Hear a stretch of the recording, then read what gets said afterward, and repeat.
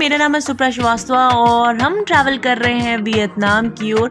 फ़िलहाल हम चेकिंग कर रहे हैं इंदिरा गांधी इंटरनेशनल एयरपोर्ट पे और यहाँ पे हम सारा लगेज लेके सबसे पहला काम है हम लगेज दें और फ्री हो जाए।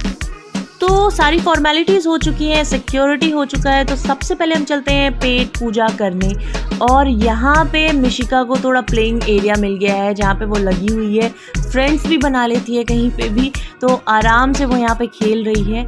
और हम यहाँ पे सबसे पहले चलते हैं, मेरा तो सबसे पहला काम है KFC के सामने लाइन लगाना, तो KFC के सामने मैंने लाइन लगाया है। बाकी साउथ इंडियन खाना है या कुछ अलग खाना है ये बाकी लोग खा रहे हैं, तो एंजॉय करते हैं यहाँ पे सबसे पहले खाना। Going to Vietnam man. कैसा फील हो रहा है मम्मी?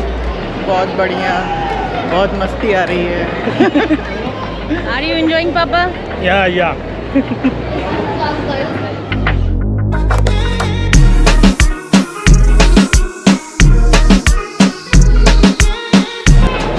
और यहाँ से हम 5 जा रहे हैं और बाकी के 2 जो है वो हमें डायरेक्टली मिलेंगे वियतनाम यानी कि हनोई एयरपोर्ट पे।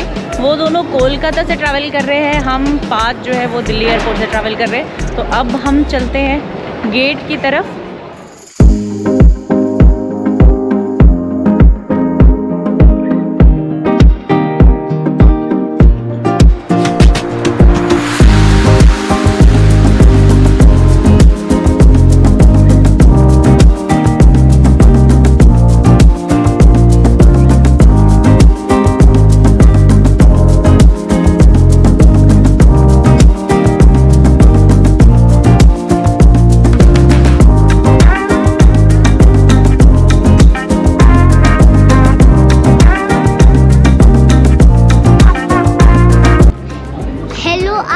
हम वियतनाम जा रहे हैं और मैंने अभी सोने के लिए ये लगाया हुआ है ताकि मैं एरोप्लेन में ठीक से सो पाई। और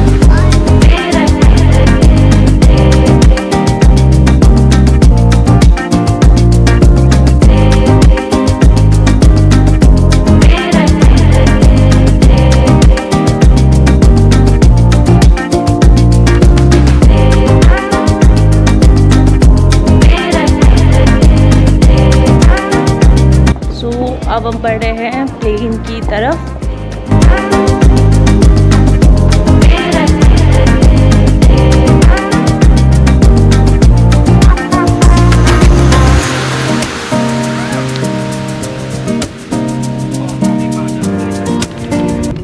hello, I am in the aeroplane and सबकी टीवी देखो कैसी चल रही है।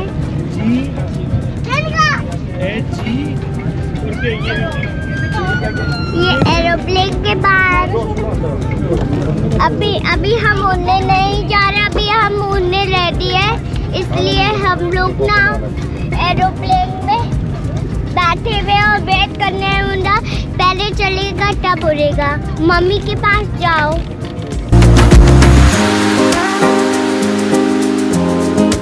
हम लोग कहाँ पहुँच गए? देखो वहाँ पे तो ऐसी मौसी मिलेगी। और फाइनली हम पहुंच गए हैं हनोई के नोई बाई एयरपोर्ट पे। तो यहाँ पे सबसे पहला काम क्या है कि सारी फॉर्मेलिटीज़ पूरी करने के बाद हमें लगेज लेके सबसे पहले जाना है उन 2 लोगों को खोजने, यानी मेरी दीदी एंड जीस को खोजने के लिए जो हमसे पहले से आके एयरपोर्ट पे वेट कर रहे हैं। तो सबसे पहले उनसे मिलते हैं, उसके बाद आगे की चीज़ें हम फिक्स करते हैं।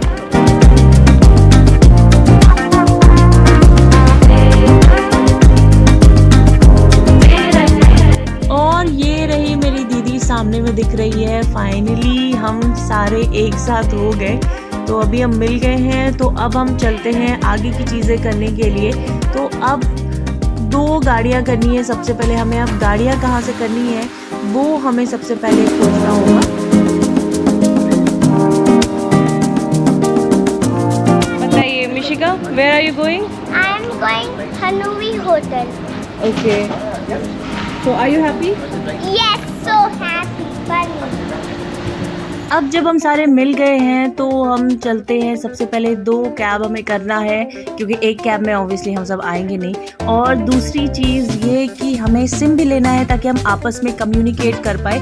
एयरपोर्ट पे तो फ्री वाईफाई अवेलेबल है जिसके कारण एक दूसरे से हमारा कम्युनिकेशन बहुत आसानी से हो जा रहा है, लेकिन आगे अगर रास्ते में है तो हमें सिम की ज़रूरत है। तो यहाँ पे क्या है कि दोनों जीजा जी और मेरे हस्बैंड दोनों लगे हुए हैं एक एजेंट से बात करने में कि एजेंट से बात करके हम यहाँ पे गाड़ियाँ बुक कर लें, लेकिन एजेंट से गाड़ी कभी भी नहीं बुक करनी चाहिए, ये मैं आगे बताऊँगी आपको। कम्युनिकेशन अभी फ़िलहाल तो यहाँ पे जो पहला पर्सन मिला है उससे गूगल ट्रांसलेटर के थ्रू ही हो रहा है, जिसे इंग्लिश नहीं आती है। ये एजेंट है लेकिन इसके थ्रू हमने बुक किया पहले गाड़ी, जो कि हमारी गलती थी। एक अच्छा काम जो किया वो ये किया कि यहाँ से सिम हमने नहीं ली। अब सबसे पहले जिस कैब में हम बैठे हैं ये एजेंट के थ्रू बुक किया हुआ कैब है, तो यहाँ पे हमें उसने बैठाया। अभी एयरपोर्ट से कुछ ही डिस्टेंस अभी आगे चले थे तो उसने बोला कि जल्दी जल्दी अब उतर जाओ क्योंकि एजेंट की टैक्सीज वहाँ अलाउड नहीं है। तो अभी एक ज़बरदस्त इंस्टेंस हुआ, आपको क्या बताएं। अभी हम एयरपोर्ट से बाहर निकले और ऑब्वियसली यहाँ पे लैंग्वेज बैरियर एक बहुत बड़ा प्रॉब्लम है। सो व्हेन वी से कि लैंग्वेज बैरियर बिल्कुल भी समझ में नहीं आता है, तो इंग्लिश इज़ ऑल्सो समथिंग जो ये बिल्कुल भी बेसिक भी नहीं समझते हैं। समहाउ हमें एक टाउट मिल गया जिसने हमें बोला कि हम आपको 2 टैक्सीज़ करा देंगे, लग्जरी टैक्सीज़ करा देंगे और इतना ही लेंगे जो ग्रैब एक ऐप है जिस पे आपको दिखा रहा है। And we were so frustrated in the morning, जो आपको इमिग्रेशन के बाद फिर आउट इमिग्रेशन करके बाहर आते हैं। सो हमने ले लिया, बट समहाउ वो जो बंदा था वो बाहर की टैक्सीज आप अंदर नहीं ले सकते हो, और उसने ऐसी कुछ गलती की थी और इसके चक्कर में फिर वो आधी रास्ते पे मैं छोड़ के भाग गया। लेकिन भला हो कि हमारा वाईफाई चल रहा था किसी तरीके से एयरपोर्ट का। सो इस तरीके से ये इश्यूज हुए हैं और अब हम एक नई टैक्सी में बैठे हैं जो कि एयरपोर्ट एफिलिएटेड टैक्सी है। यहाँ पे हमारे साथ बैठे हैं, लेफ्ट हैंड ड्राइव है पूरी तरीके से, आप देख ही सकते हो। एंड पीछे में सुप्रिया है, मम्मी है, सब लोग बैठे हुए हैं। It's looking good now. We feel that अब कोई नया सरप्राइजेस नहीं आएंगे and will be able to reach our destination, the hotel. So that's it for right now. और अब हम आगे रहे। अच्छा, हमारी जो दूसरी टैक्सी जिसमें मिशिका की मासी ये सारे लोग हैं वो पीछे फॉलो कर रही है वो टैक्सी। तो taxi second taxi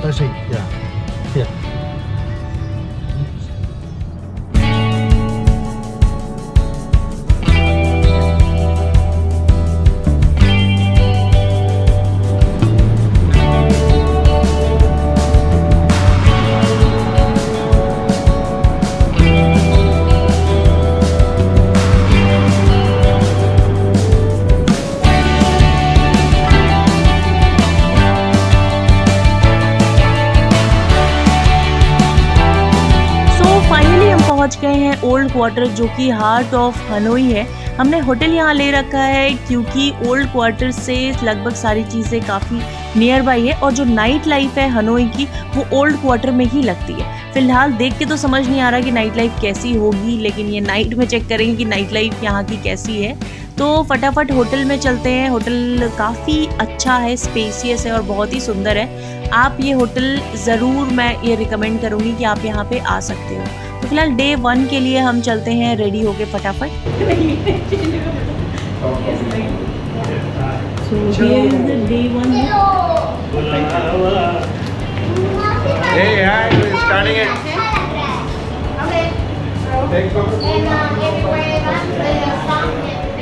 So we are ready for day 1 trip and आज हम कुछ लोकल टूर करने जा रहे हैं कि यहाँ पे क्या क्या है हनोई में, वो एक्सप्लोर करते हैं।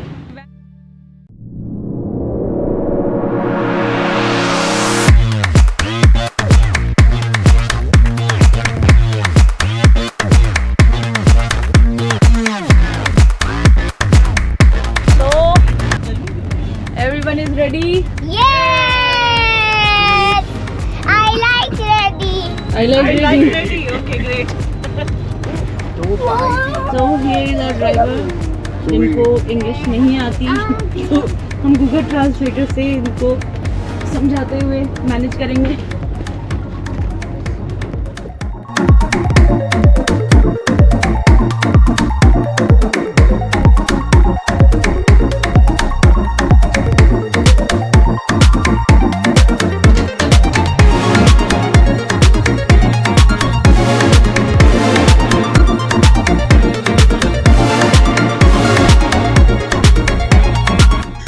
हनोई सिटी टूर हम जो स्टार्ट कर रहे हैं वो स्टार्ट कर रहे हैं ओपेरा हाउस से। सबसे पहले हमें यहाँ पहुँचना है तो वियतनाम के कैपिटल जो कि हनोई है वहाँ हम घूम रहे हैं।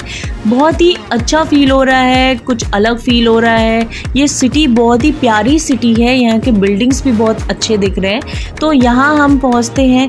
ये मैं आपको कंप्लीट ओपेरा हाउस दिखा रही हूँ वाइड एंगल में कम्प्लीटली। तो ये बहुत ही सुंदर लग रहा है। अंदर जाके देखेंगे कि अंदर में क्या है। फिलहाल बाहर से एक बार इसको चेक करते हैं। सिटी बस है, ओपन है कुछ इस प्रकार।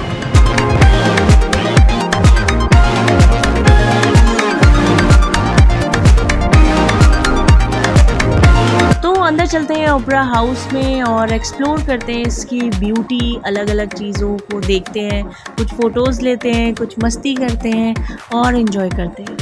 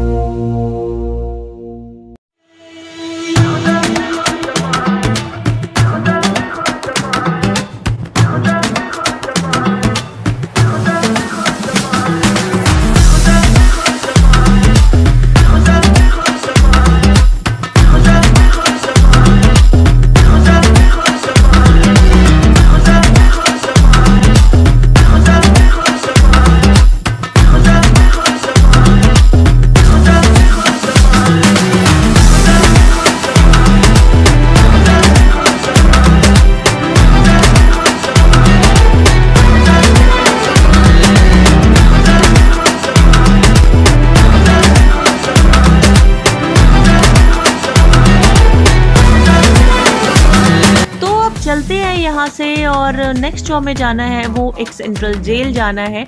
आज का ही टाइम है बस हमारे पास हनोई के सिटी टूर करने के लिए, क्योंकि सिटी टूर पे बहुत ज़्यादा टाइम हम नहीं देंगे, हमें बहुत कुछ एक्सप्लोर करना है वियतनाम में। तो सेंट्रल जेल में सबसे पहले टिकट्स तो ले लिया गया है। अब अंदर में हमें क्या देखना है, जो कम्युनिस्ट के टाइम पे जो उन्होंने जो स्ट्रगल किया था वो हमें यहाँ पे देखना है कि कैसे उस टाइम पे रखा जाता था।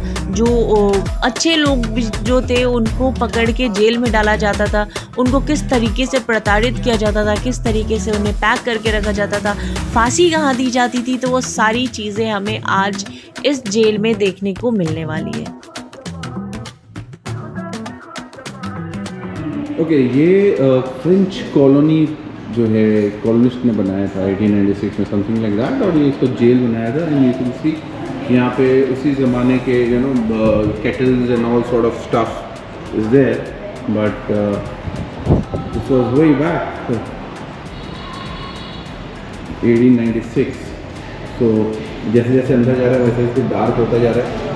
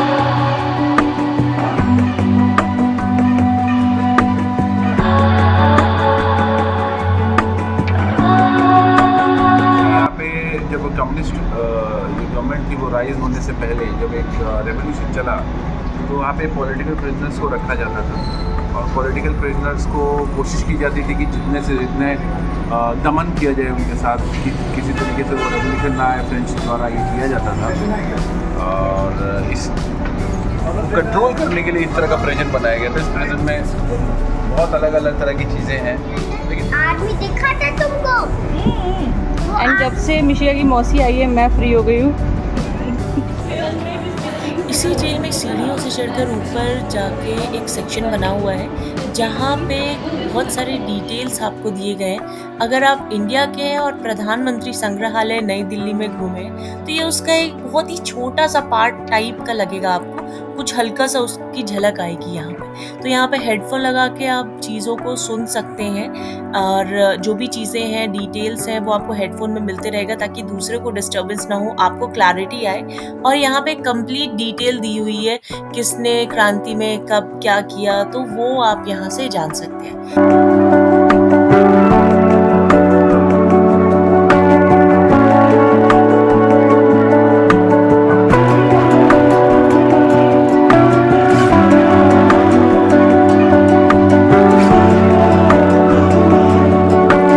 सेंट्रल जेल घूमने के बाद उसके बारे में जानने के बाद हम आ पहुंचे हैं टेम्पल ऑफ लिटरेचर में। टेम्पल ऑफ लिटरेचर जैसे कि नाम से ही क्लियर है कि अंदर में कोई भगवान नहीं है, ये उनको भगवान माना गया है जो कि लिटरेचर के लिए रिस्पॉन्सिबल है। ये टेम्पल डेडिकेटेड है उन साधुओं के लिए, उन फिलोसफर्स के लिए, उन स्कॉलर्स के लिए जो कि मास एजुकेशन के लिए रिस्पॉन्सिबल है, यानी जिन्होंने पहली बार शिक्षा, रिलीजन के बारे में जानकारी दी, लाइफस्टाइल कैसे जीनी है उसके बारे में जानकारी दी, जिन्होंने एजुकेशन को फैलाया। अब उनके दर्शन करने हम अंदर चलते हैं, लेकिन उससे पहले यहाँ पे टिकट मिलता है, टिकट ले लेते हैं और अंदर की ब्यूटी को देखते हैं।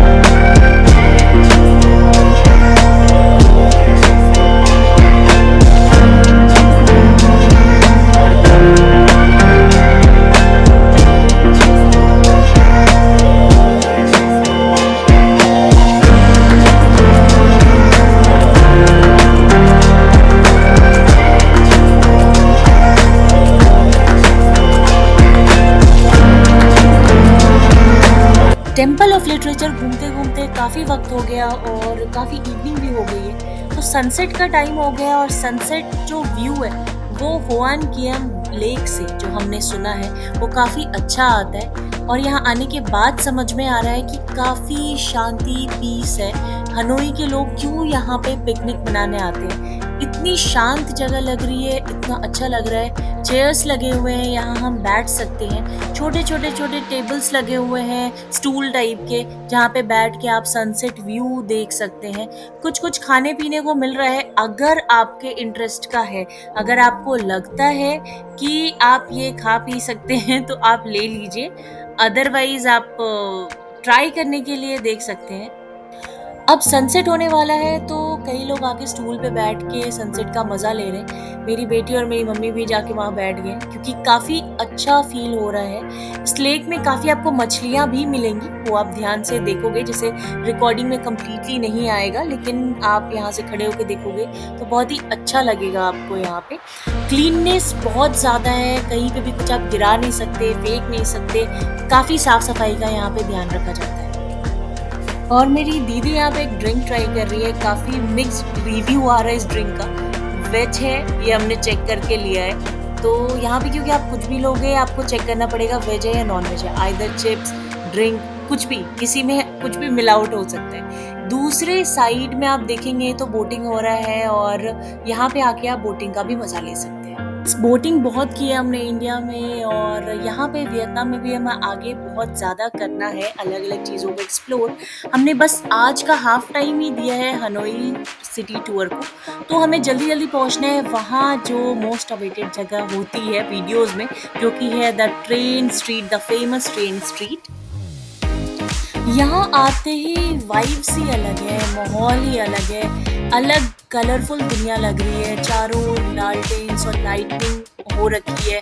तो एक जगह यहाँ पे लगा रखा है बोर्ड की, ये बोर्ड लगा है यानी कि ट्रेन अभी नहीं आने वाली है। हम जल्दी जल्दी आए यहाँ पे क्योंकि ट्रेन की टाइम होता है, तो अगर वो ट्रेन का टाइम मिस हो जाएगा तो ट्रेन क्रॉस हो जाएगी, फिर हो सकता है आप यहाँ आए भी और आपको ट्रेन मिले भी ना। तो आपको ट्रेन की टाइमिंग का पता लगाना होगा पहले कि यहाँ पे ट्रेन कब क्रॉस होने वाली है, तो उस टाइम के आप आसपास आएंगे तभी आपको मिलेगा, अदरवाइज आप पूरा दिन बैठे रह जाएंगे, आपको ट्रेन क्रॉसिंग नहीं मिलेगी। तो वो सारी चीज़ें हमने पता लगाते हुए जल्दी जल्दी भाग के आए यहाँ पे कि वो ना मिस हो जाए। और जब यहाँ पे ट्रेन आएगी फिर हम देखते हैं यहाँ का माहौल कैसा होता है। फिलहाल एंजॉय करते हैं ट्रेन स्ट्रीट।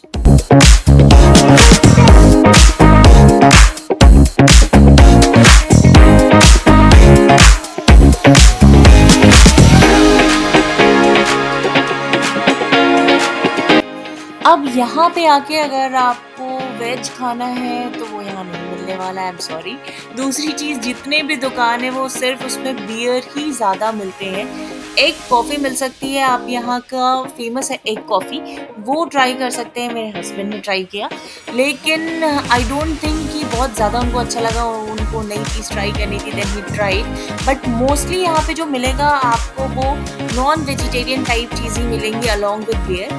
अगर आपके साथ बच्चा है, आप चाहते कुछ पेस्ट्रीज वगैरह या कुछ खाना, तो ट्रेन स्ट्रीट जहाँ से स्टार्ट होता है उसके स्टार्ट होने के जस्ट पहले ही एक शॉप है जहाँ से बेकरी का शॉप है, जहाँ से मैंने अपनी बेटी के लिए पेस्ट्रीज़ लिए।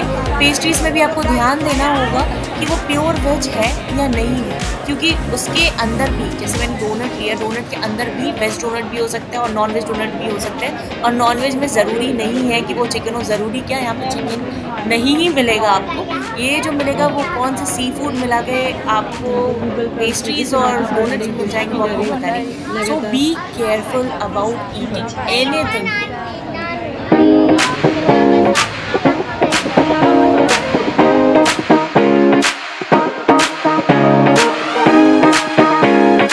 और फाइनली हमारा ट्रेन आने वाली है, तो ट्रेन आने वाली है तो फटाफट बोर्ड हटा दिया गया है ताकि ट्रेन आराम से क्रॉस हो सके। और सारे यहाँ पे जितने भी लोग हैं सबके कैमरास, मोबाइल सब कुछ ऑन हो गया और फटाफट कहा जा रहा है लोगों को कि एकदम साइड, एकदम अंदर की ओर हो जाए, क्योंकि ट्रेन जब क्रॉस करेगी तो हल्का भी, क्योंकि यहाँ पे कोई प्रोटेक्शन है नहीं, तो आपको खुद ही अपने आप को प्रोटेक्ट करना होगा। बच्चों बच्चों को ध्यान देना होगा, सबको एकदम अंदर करना होगा और फिर ट्रेन का क्रॉसिंग एंजॉय करिए।